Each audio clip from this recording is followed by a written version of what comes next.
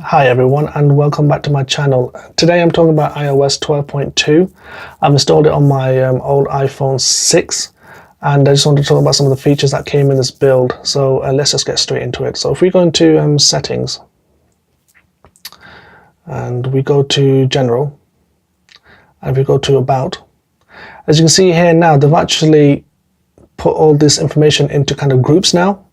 So they actually separated them into kind of blocks now instead of where it used to be before. It used to be one kind of list going down, so you didn't really know, it wasn't that clear anymore. So they've actually grouped them together now, so it's much more information is much more visible now in groups, so you can just go ahead and see what's what now. You can see the icons just to change a little bit as well, not a lot, but they have changed just a bit.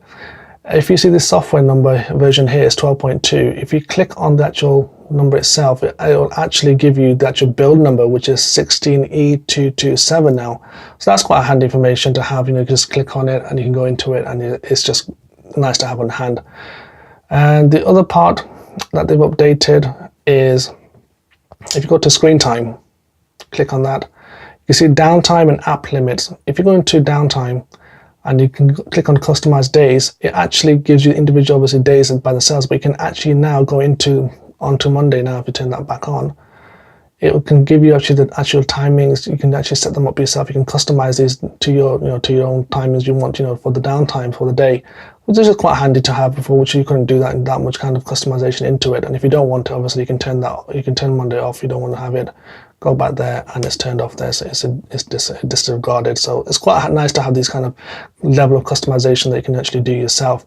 The other part of screen timing is that if you go into app limits, it says here set time limits for apps, and you can actually do them by the apps now, obviously what it says there. So if you click on add limit, the apps are categorized obviously in what they are: social networking, games, entertainment, creativity, productivity, education, and anything else, the third party as well. So if you go into games and click on next, again, same kind of concept. Again, you can actually limit the via hours and minutes and so forth, like how long you want it, and you obviously press add, and it obviously adds it to there. So as you can see, okay, just click add, and it gives the time and the dates.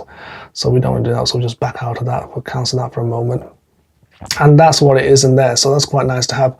One thing I forgot to tell you about that, if you just go back into general and about, down here just after serial number, there's also another kind of a section called for, I think it's for Apple Care or warranty or to some sort of effect. So if you click on that, it'll open up another separate screen, and it'll tell you how long you have for warranty and stuff like that for Apple Care, I think it is. But obviously I don't have it on this phone, so it's not showing up on there. But it normally will tell you how long you have that warranty left and how long it's got left to go. So that's quite nice to have in there as well. If we back out to the main page again, you can see the icon here for Apple News has changed a little bit. It's just a little bit changed. It looks a bit different. Obviously, if you open it up and you go inside to it, the subscription has changed a little bit. That's updated. They don't have all subscriptions in there, but that's been updated as well a little bit. And it's got that kind of the Apple logo on there with the News Plus icon in there as well. So that's been updated as well on there. If we go into the notification center now, as you can see here, the Apple remote icon has been changed as well. That's been updated as well. So if we just click on that, the whole kind of information kind of loading screen has changed as well. The icon inside as well, the app's changed. Obviously there's nothing there for it to connect at the moment, but this has changed as well a little bit. And obviously a little bit of screen mirroring, that's changed a little bit as well. Nothing else is affected here generally, but it's just kind of small little things that they've just changed here and there. If we go into Safari now, and if we type in something, so if we just type in Apple again, you can see here now you've got these kind of suggestions arrows now that they've actually got this, literally what they are, suggestions. And if you click on them, obviously if you're typing, obviously I've just typed in Apple there, it's come straight in there. You're talking about Apple iPods or something, or you're talking about Amazon. So obviously if you click on one of the suggestions, what it says there, it'll obviously open up the actual page, and you actually go into it. And obviously you click on that, it'll go into Apple itself and into the Apple AirPods, what was suggested. So that's like kind of little neat thing, kind of suggesting as you type, it'll change obviously what you're typing, so it'll change kind of suggestions and so forth. So that's quite nice to have as well, handy. Also to do with Siri, if you go back into settings here, and if you go down to Safari, click on Safari, and if you scroll down to the privacy and security, they've put this prevent cross-site tracking. Basically what this does, that enables, it stops third-party kind of cross-site tracking. Basically, it just stops another site from tracking you. So if you go from one site to another site, the second site won't be able to track you. So it's a continuous thing for safety checks. It'll just continue to stop other sites from tracking you, basically from one site to another.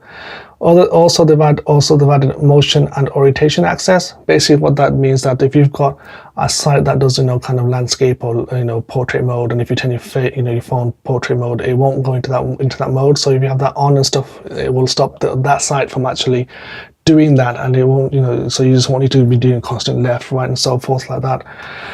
If we go back home again, and we go into maps, this is kind of a minor update. It's quite nice to have, I think, if you're really into that sort of thing. But if you load up the maps, you have this kind of air quality kind of icon here, information here now. But at the moment of recording this video, this is only available in the UK, US, and India at the moment. So I'm not too sure if it's been rolled out anywhere else at the moment, in any other country.